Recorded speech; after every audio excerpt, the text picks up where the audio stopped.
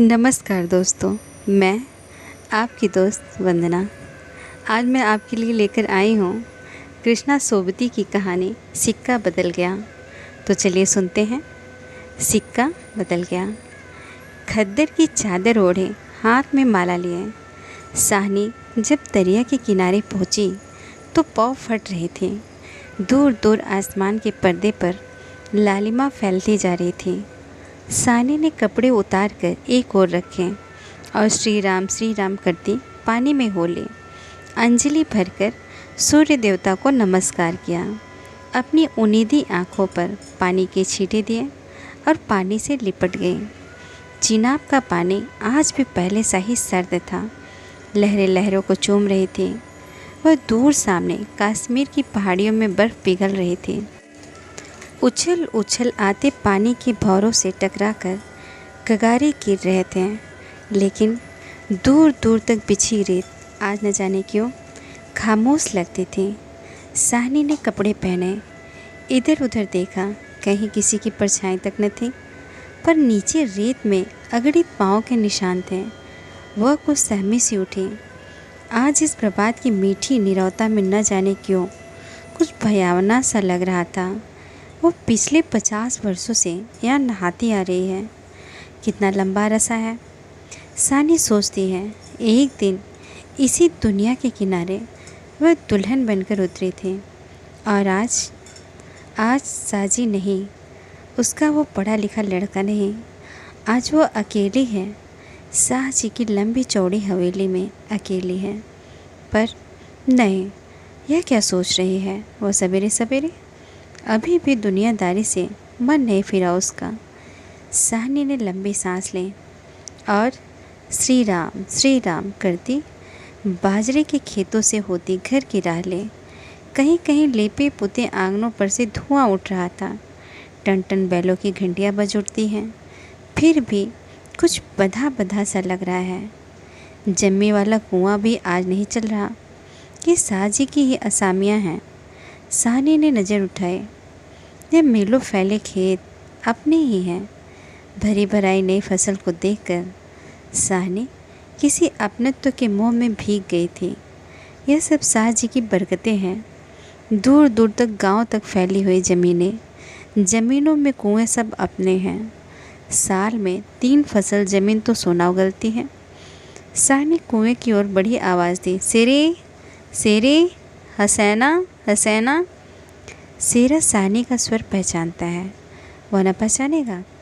अपनी माँ जैना के मरने के बाद वह साहनी के पास ही पलकर बड़ा हुआ है।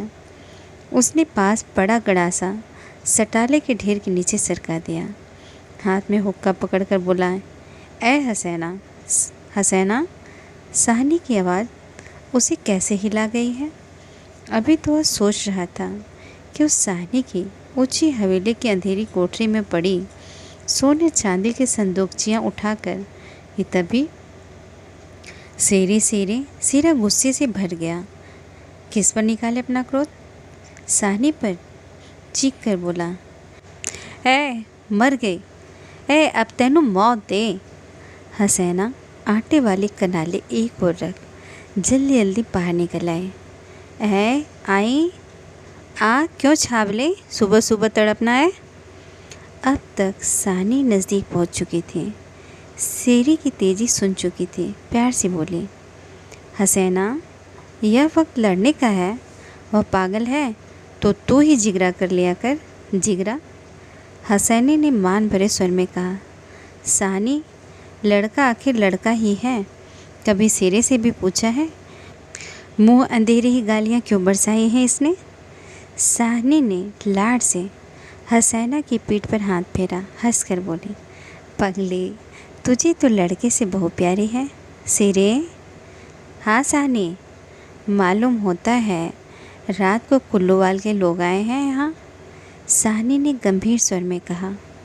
सेरे ने जरा रुक कर घबरा कर कहा, नहीं साहनी।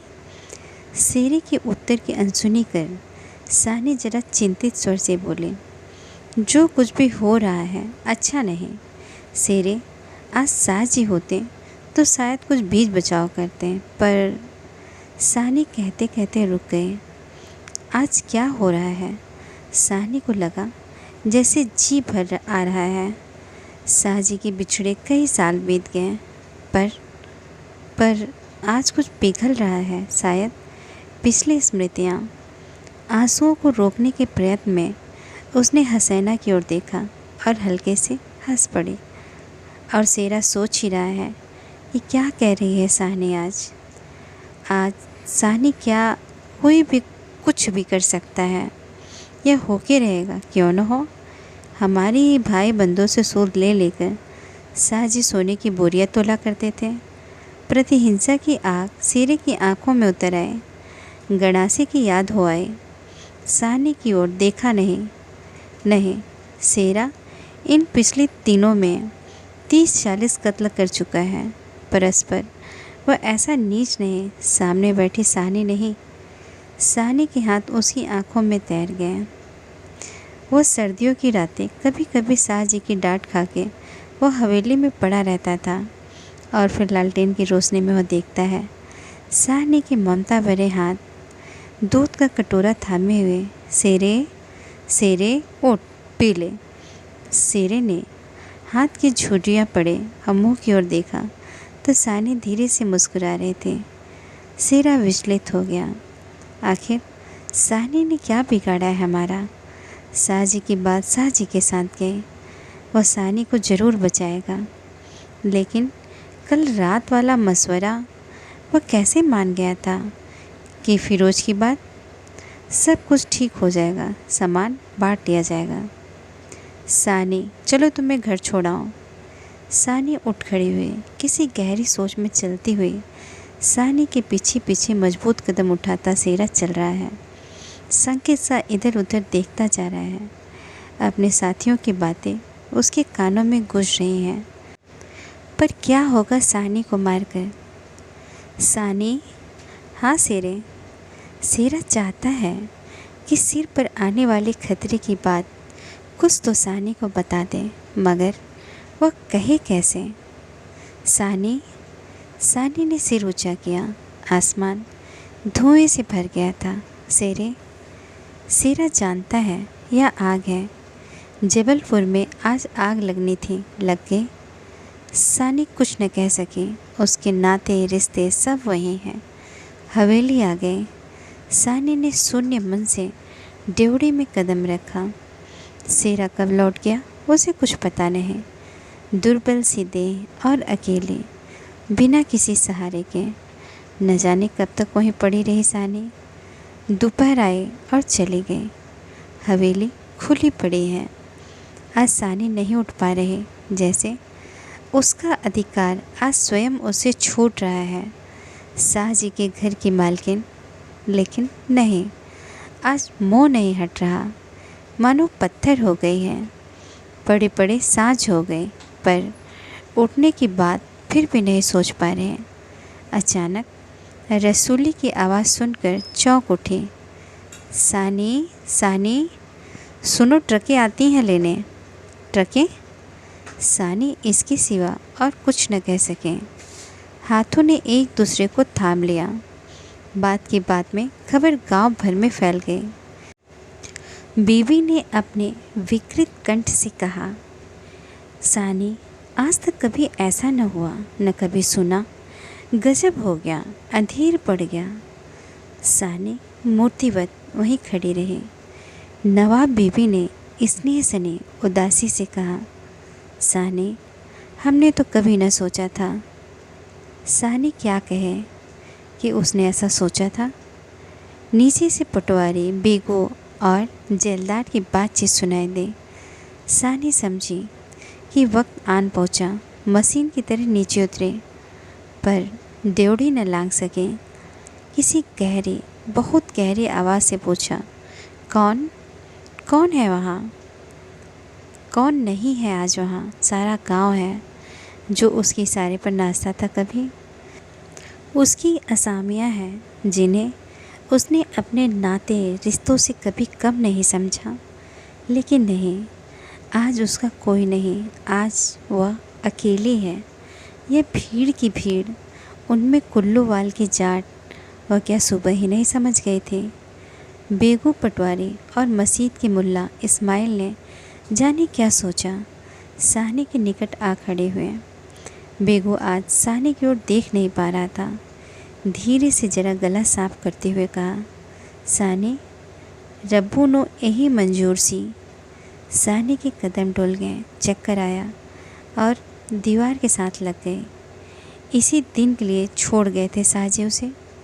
बेजान सी साहनी की ओर देखकर बेगू सोच रहा है, क्या गुजर रही है साहनी पर, मगर क्या हो सकता है, सिक्का बदल गया है। साहनी का घर से निकलना छोटी सी बात नहीं। गांव का गांव खड़ा है हवेली के दरवाजे से लेकर उस तारे तक जिसे साहजी ने अपने पुत्र की शादी में बनवा दिया था। तब से लेकर आज तक सब फैसले, सब मशवरे यही होते रहे हैं। इस बड़ी हवेली को लूट लेने की बात भी यही सोची गई थी। यह नहीं, साहनी कुछ नहीं जानते थे। वह जानकर भी अनजान बने रहे। उसने कभी बैर नहीं जाना, किसी का बुरा नहीं किया, लेकिन बूढ़ी साहनी यह नहीं जानती कि सिक्का बदल गया है।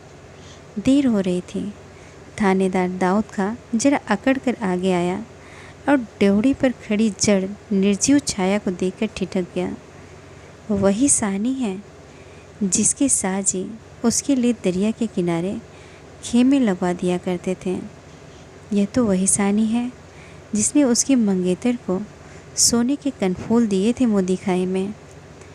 अभी उसी दिन जब वह लीग के सिलसिले में आया था तो उसने उद्दंडता से कहा था, साहनी, भागोवाल मसीयत बनेगी, 300 रुपया देना पड़ेगा।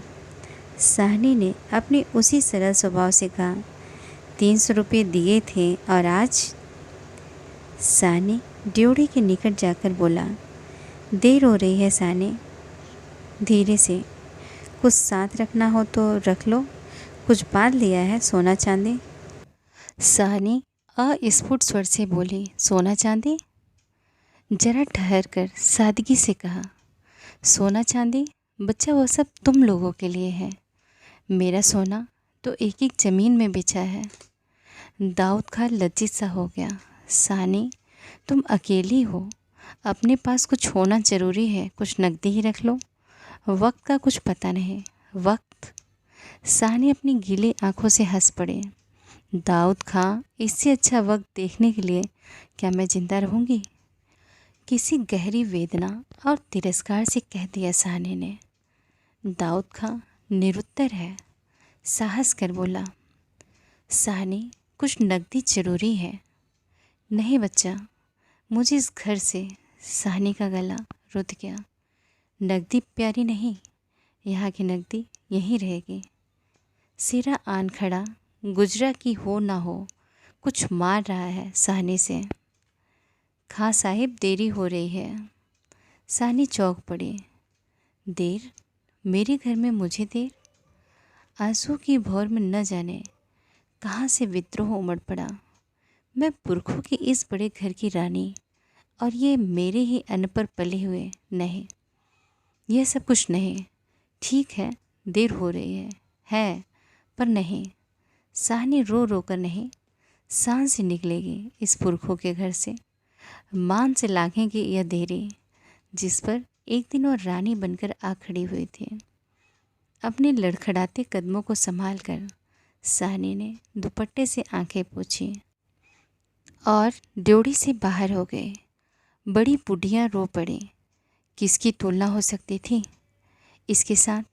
खुदा ने सब कुछ दिया था, मगर दिन बदलते वक्त बदले।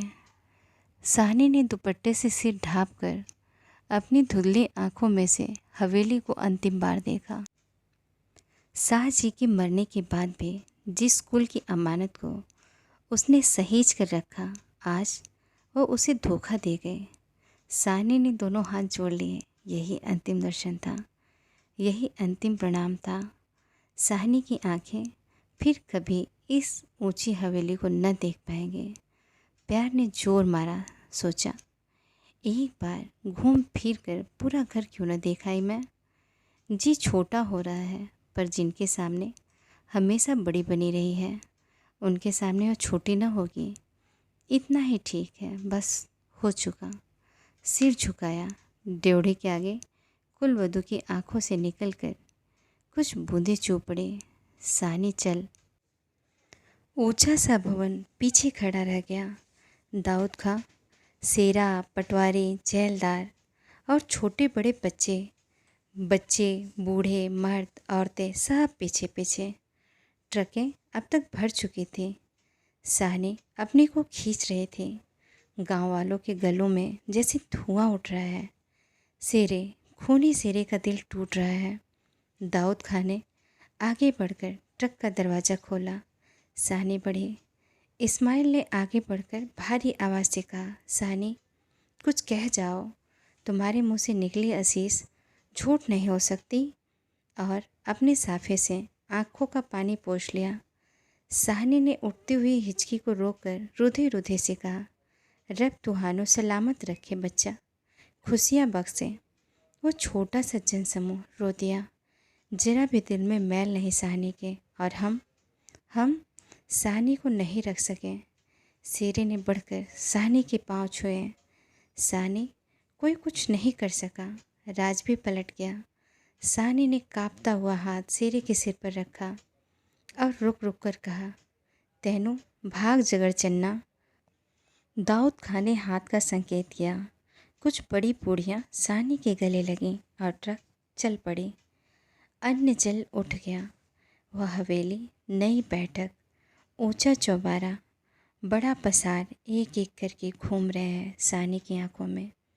कुछ पता नहीं ट्रक चल दिया है या वो स्वयं चल रही है। आंखें बरस रही हैं। दाऊद खां विचलित होकर देख रहा है इस बुढ़ी साहनी को। कहाँ जाएगी अब वह? साहनी, मन में मैल न लाना। कुछ कर सकते तो उठा न रखते। वक्त ही ऐसा है। राज पलट गया है, सिक्का बदल गया है। रात को साहनी जब कैंप में पहुंचकर ज़मीन पर पड़ी तो लेटे लेटे आत्मन से सोचा, राज पलट गया है, सिक्का क्या बदलेगा, वह तो मैं वहीं छोड़ आई। और साहजी की साहनी की आंखें और भी गीली हो गईं। आसपास के हरे भरे खेतों से घिरे गांव में रात खून बरसा रही थी। शायद राज पलटा भी खा रहा था और सिक्का बदल रहा था।